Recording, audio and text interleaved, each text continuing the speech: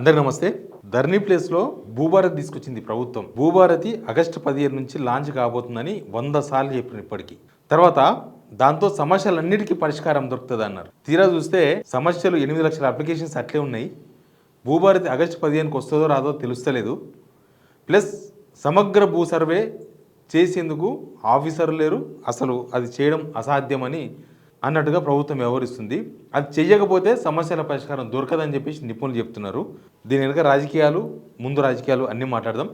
Subscribe చేసుకోవడం మాత్రం మర్చిపోవద్దు.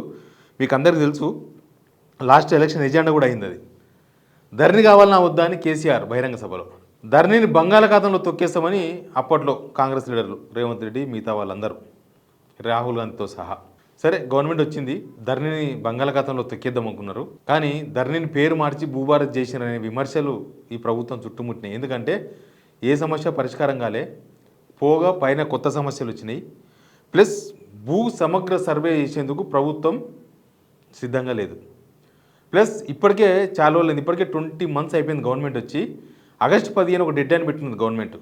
ఆగస్టు 15 నాటికి ఖచ్చితంగా ఫుల్ ఫ్లెడ్జ్గా భూభారతి అమల్లోకి వస్తుంది అన్నారు. తర్వాత అక్కడక్కడ కొన్ని గ్రామాలు, చిన్న చిన్న గ్రామాలు అక్కడక్కడ మేము మొత్తం సమస్యలను పరిష్కరించి చూపిస్తామని చెప్పి స్టార్ట్ చేసినారు.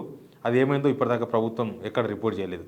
ఆ గ్రామాల్లో భూ సమగ్ర సర్వే అంటే గ్రౌండ్లో దిగి, గ్రౌండ్లో ఎవరు భూమిలో ఎవరున్నారు, ఎవరి భూమిలో వాళ్ళే ఉన్నారా, వేరే వాళ్ళు ఉన్నారా, ఇది లెక్క తెలుసాలి. నిజానికి ధరణిలో రికార్డుల ప్రక్షాళన జరిగింది, భూ సమగ్ర సర్వే జరగలేదు ధరణిలో కూడా.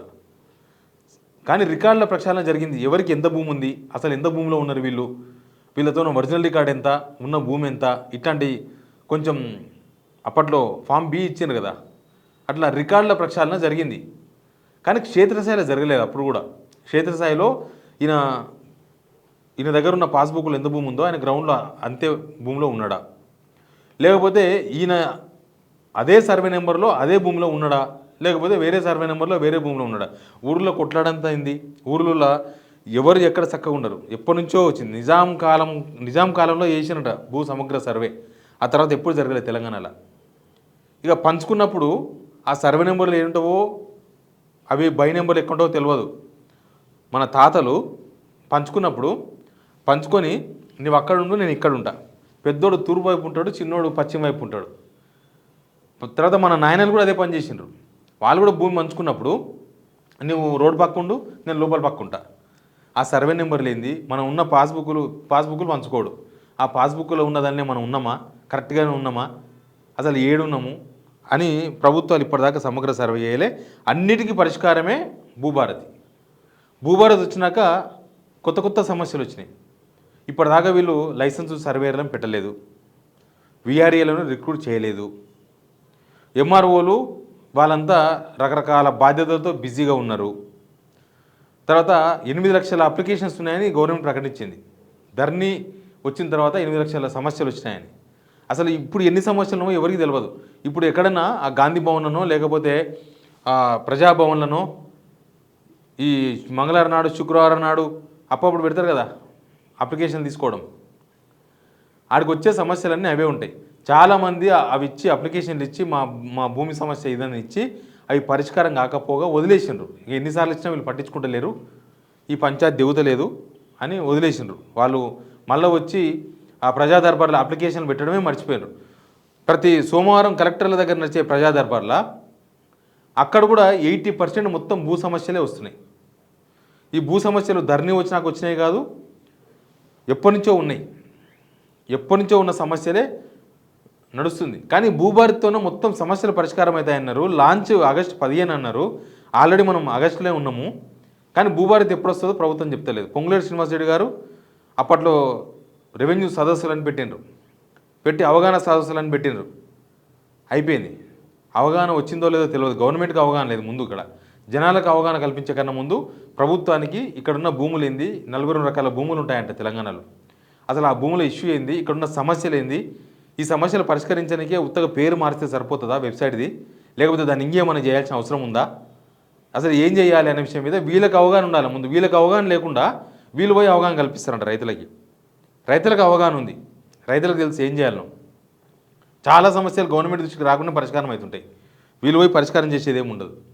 కానీ ఇప్పుడు ఈ భూ సమగ్ర సర్వే చేయనికే ప్రభుత్వం సుముఖంగా లేదు అనేది అందరు చెప్తున్నారు. సుముఖంగా ఉందా లేదా, ఓలా ఉంటే మీ దగ్గర కార్యాచరణ ఏముంది? ఉత్తగా మీరు మళ్ళీ నేను చెప్పినట్లుగా వెబ్సైట్ పేర్లు చేంజ్ చేసి ఇంకా అయిపోయింది, ఇంకా ధరణిని బంగాళాఖాతంలో పడేసినాం, ఇంకా భూభారతంలో మీ సమస్యల పరిష్కారం అనుకుంటే కావు. కొత్త సమస్యలు చాలా వచ్చినాయి. సర్వే బటన్ తీసుకపోతేనే రిజిస్ట్రేషన్, సర్వే బటన్ తీసుకుపోతేనే రిజిస్ట్రేషన్. ఎవరు ఇవ్వాలి సర్వే బటన్? మండలానికి ఒక సర్వేర్ ఉన్నాడు, ఆయన కోసం తిరుగుడే సరిపోతుంది రైతులకి. మొదలే రియల్ ఎస్టేట్ పడిపోయి ఎవరైనా భూమి అమ్ముకుందామంటే కొనుతోలేడు.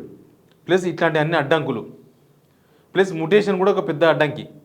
ముటేషన్ కూడా ఊర్లో పోయి ఆ గ్రామ పంచాయతీకి అతికిస్తారంట రిజిస్ట్రేషన్ అయిపోయినాక. పలానా భూమి పలానా వాళ్ళు ఉన్నారు, దీని మీద ఎవరికైనా అభ్యంతరాలు ఉన్నాయని అతికిచ్చి ఒక 1 month ఏమో టైం ఇస్తారంట వాళ్ళకి. ఇంకా ఊర్లో పంచాయతీలు ఎట్లుంటాయి?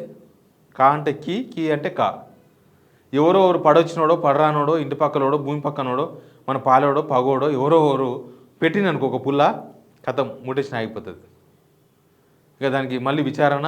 ఇప్పుడు ఎవ్వరు బాధ్యత తీసుకుంటలేరు. మాకెందుకు, ఏమైనా 4 పైసలు వచ్చే పని చేస్తున్నారు. అక్కడక్కడ ఆపరేటర్స్ దొరుకుతున్నారు ఏసీబీకి. దీనిలో భూభారతిలో అక్కడక్కడ ఆపరేటర్స్ దొరుకుతున్నారు, ఇంకా ఏసీబీకి దొరుకుతున్నారు. ఏంటంటే గంతే మరి, మళ్ళీ పని పెట్టిన వాళ్ళకి. ఎంఆర్ఓలు డిప్యూటీ ఎంఆర్ఓలు కూడా ఎవరు బాధ్యత తీసుకుంటలేరు. మాకెందుకు కిరికిరి, మాకెందుకు ఈ పంచాయతీ, మేము ఏదో ఒక నిర్ణయం తీసుకుంటే అది రేపన్నాడు వచ్చి మన మీదకే చుట్టుకుంటుందని వాళ్ళు కూడా బాధ్యతగా పనిచేస్తలేరని దీని మీద వర్క్ చేస్తున్న వాళ్ళు, గ్రౌండ్లో సమస్యలు చూస్తున్న వాళ్ళంతా చెప్తున్నారు. మళ్ళీ ప్రభుత్వం దీనివల్ల కొత్త సమస్యలు తెచ్చినట్ట, లేకపోతే పాత సమస్యలు పోగొన్నట్ట. పాత సమస్యలు అయితే పరిష్కారం కాలేదు. 8 లక్షల సమస్యలు ఉన్నాయని రైతు కమిషన్ కోదండరెడ్డి గారు చెప్పినారు. ఈ గవర్నమెంట్ వచ్చినాక ఆయన కమిషన్ చైర్మన్గా బాధ్యత తీసుకున్న తర్వాత మరి దానిలో ఒక్క సమస్య కూడా పరిష్కారం కాలేదు. ఏంటంటే దానికి ఏదో రీజన్ చెప్తారు. ఎనీవే భూభారతి ఆగస్టు 15కు రాదు. ఎందుకంటే ఇప్పటిదాకా జరిగిన ఏర్పాట్లు ఏంటంటే సిబ్బంది కొరత, ఎంఆర్ఓలు ఎక్కడెక్కడ దూరం పోయి పనిచేయాల్సి వస్తుంది, ఆ సాఫ్ట్వేరు సతాయిస్తుంది, రకరకాల సమస్యలు. అది తెచ్చిన 10 రోజులు రిజిస్ట్రేషన్ మొత్తం ఆగిపోయినాయి. ఇప్పటికీ సర్వర్ డౌన్ అని చాలా రిజిస్ట్రేషన్ ఆఫీసులు వస్తుంది. సర్వర్ డౌన్ ఒకటేసారి 10 రోజులు పోతుంది. రిజిస్ట్రేషన్స్ మొత్తం మూలపడిపోతాయి. ఏందో మనం ఏదైనా పరిష్కరించాలంటే బెటర్మెంట్ ఉండాలి తప్ప వెనుక పోవద్దు. పెన్నం నుంచి పొయ్యిలో పడ్డట్టు ఉండొద్దు, పొన్నంకి వెళ్ళి బయటపడ్డట్టు ఉండాలి. మీరు ధరని పెన్నమని మీరు అన్నప్పుడు ఇప్పుడు పొయ్యిలో పడ్డట్టు అయిందంటున్నారు బయట జనమంతా. అసలు ఈ భూభారతి స్టేటస్ ఏందో ఈ మధ్య పొంగులేటి శ్రీనివాసరెడ్డి గారు పాలిటిక్స్ మాట్లాడుతున్నారు. అసలు ఆయన శాఖ గురించి మాట్లాడతలేడు.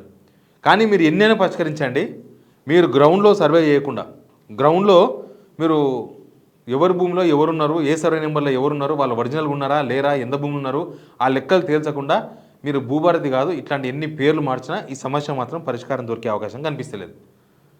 గ్రౌండ్లో మీకు ఏమేమి సమస్యలు ఫేస్ చేస్తున్నారు ఈ భూభారతి వచ్చిన తర్వాత, పాత సమస్యలు పరిష్కారం అయినాయా, మీకు రిజిస్ట్రేషన్ ఆఫీస్కు పోయినప్పుడు ఎట్లాంటి ఎక్స్పీరియన్స్ వచ్చింది, ఎంఆర్ఓలు ఏమంటున్నారు, ఇంకా మిగతా సమస్యలు ఏందో కింద కామెంట్ బాక్స్ ఓపెన్ ఉంది. నేను ఆ కామెంట్స్ పక్కా చదివి మళ్ళీ లైవ్లో మాట్లాడదాం దానిలో. ఎందుకంటే మీ సమస్యలు గవర్నమెంట్ తీసుకుపోదాం. మీరు కామెంట్ రూపంలో పక్కా చెప్పండి ఎక్కడోళ్ళైనా. Please subscribe signal TV.